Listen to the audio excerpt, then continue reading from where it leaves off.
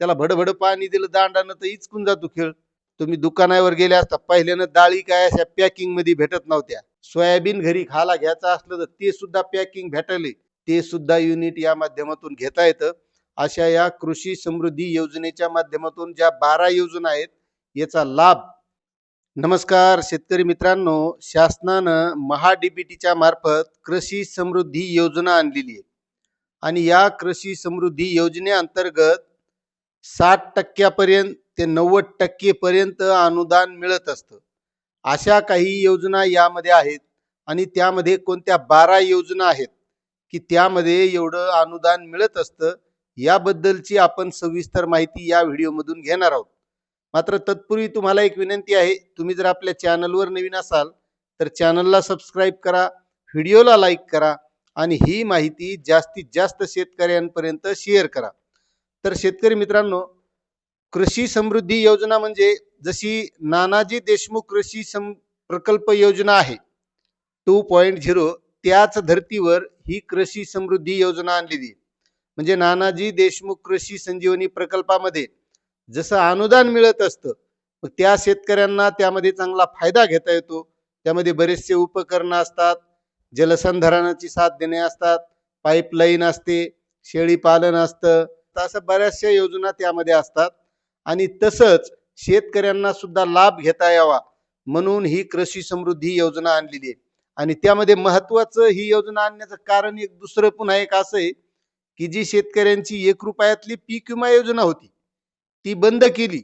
त्या पीक विमा योजनेमधले जे काही महत्वाचे शेतकऱ्यांना ट्रिगर होते, जे पीक विमा मिळत होता ते ट्रिगर बंद करण्यात आले आणि त्या माध्यमातून शेतकऱ्यांची नाराजी होऊ नये म्हणून त्या माध्यमातून 5,000 कोटी रुपये दरवर्षी बचत होणार म्हणून दरवर्षी 5,000 कोटी रुपये या योजनेसाठी खर्च करण्यासाठी ही 25,000 कोटी रुपयांची योजना आणलेली आहे आणि त्या योजनेचं नाव आहे कृषी समृद्धी योजना.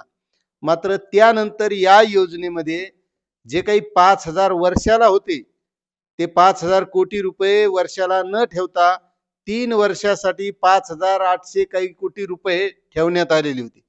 मात्र या योजनेच्या माध्यमातून ज्या काही 12 योजना आहेत त्या योजनेला 60% सर्वसाधारण शेतकऱ्यांसाठी अनुदान मिळतं आणि 90% अनुदान हे अनुसूचित जाती आणि अनुसूचित जमातीच्या शेतकऱ्यांना मिळतं. आता त्या कोणकोणत्या योजना आहेत तर त्याबद्दल आपल्याला सविस्तर माहिती बघायची आहे. तर यामध्ये आहे शेडनेट हाऊस मध्ये माती विरहित ब्ल्यूबेरी लागवड करणे, यासाठी या शेतकऱ्यांना अनुदान मिळतं. त्यानंतर माती विरहित हळद लागवड करणे, त्यानंतर आहे स्ट्रॉबेरी लागवड करणे, त्यानंतर आहे मध उत्पादन व प्रक्रिया केंद्र, यासाठी सुद्धा यामध्ये 60% आणि 90% अनुदान आहे.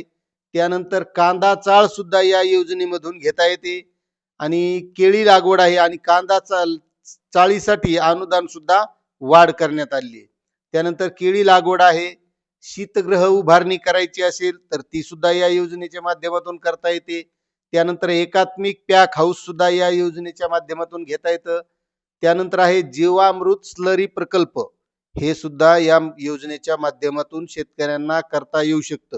मात्र होतंय काय, शेतकरी उग मोजक्या ज्या काही योजना असतात त्याच योजनांच्या मागे लागतात. मात्र या माध्यमातून आपल्याला ज्या महत्वाच्या ज्या पायाभूत सुविधा असतात त्या माध्यमातून आपल्या उत्पन्नामध्ये सुद्धा वाढ होत असते.